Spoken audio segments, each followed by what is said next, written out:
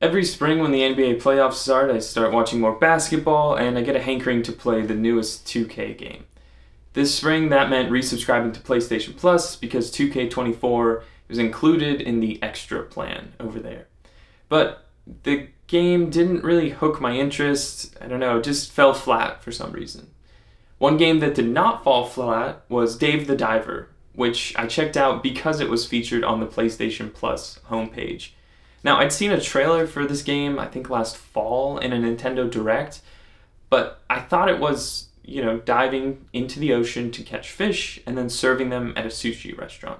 I thought it was a 2-track game, pretty simple, but turns out it's got 15 tracks. There's so many different things about this game that I could have never predicted, and these last couple weeks have been tough, I tell you. Real tough on me. I've just been very anxious about various things, and it was just what I needed, immersing myself in the world of Dave the Diver. My name is Vinny. Welcome to Save File, a series of videos where I talk about my experiences playing video games. This is my save file for Dave the Diver.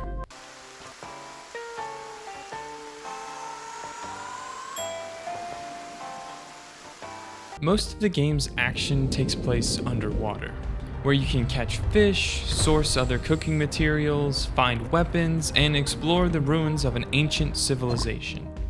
In the beginning, you can dive twice a day, once in the morning and once in the afternoon. Eventually, you unlock the ability to dive during the evening, but this takes away from your primary responsibility every night, managing Bancho Sushi, named after its taciturn head chef.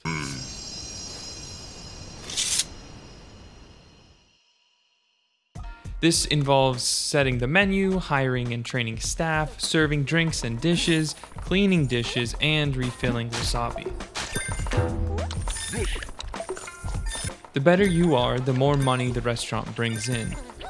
It sounds complicated, but once you get into a routine and have 4 staff members helping, this part flies by. The challenge of balancing all these tasks under a tight time constraint feels similar to Overcooked or the arcade game Tapper. Especially early on, I loved the sense of discovery that came with each dive. Whether that was exploring a new part of the map, barely making it to the surface with enough oxygen, or fighting off a shark, each dive felt different. As I grew more familiar with the game, this sense of discovery faded. Along with it, my overall interest in diving. Now, a part of this is natural. Whenever you're exploring a big world or a large map, at first, it's full of wonder. What could be over here? What could be over there? And over time, as you explore more, kind of loses its mystery. And that's natural. I don't begrudge the game for that. Another major part of my lack of interest in diving late game is the fish farm. No longer do you have to dive twice a day to find fish. You can just go to your fish farm, and if you have the right fish in there, they'll multiply. Though there are still plenty of reasons to dive in the late game, I found my focus shifting almost completely to restaurant management. I'm not saying this shift is a bad thing, because I really enjoy that part of the game. If you're somebody who doesn't care for resource management and planning-based games, then that definitely would affect your experience playing.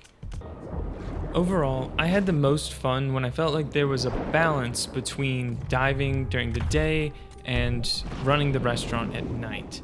It felt so rewarding after a successful service to just go right into diving the next day with new objectives, whether that was finding fish for a recipe or preparing for a special event. Towards the end, when it was more restaurant management, less exciting to dive, I noticed myself kind of just fast-forwarding time to get to the restaurant service. One of the best parts of this game is the writing. All the characters are eccentric and distinct from each other. Even the smaller supporting characters have their own personalities.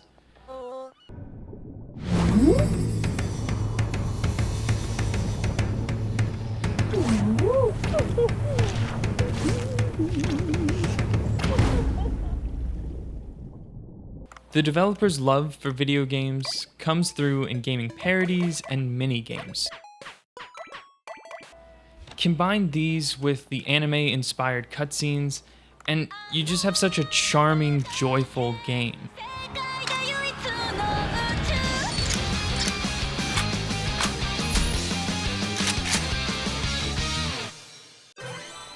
When I was trying to come up with a tonal comparison, what first sprang to my mind was Juzo Itami's Tampopo, a 1985 movie that features a similar joy and love for food.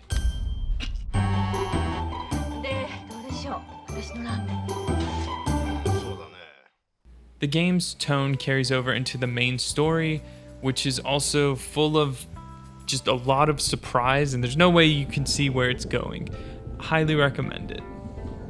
The satisfying gameplay loop of diving and running a restaurant, combined with the game's charm and depth, made Dave the Diver one of my best gaming experiences of 2024 so far.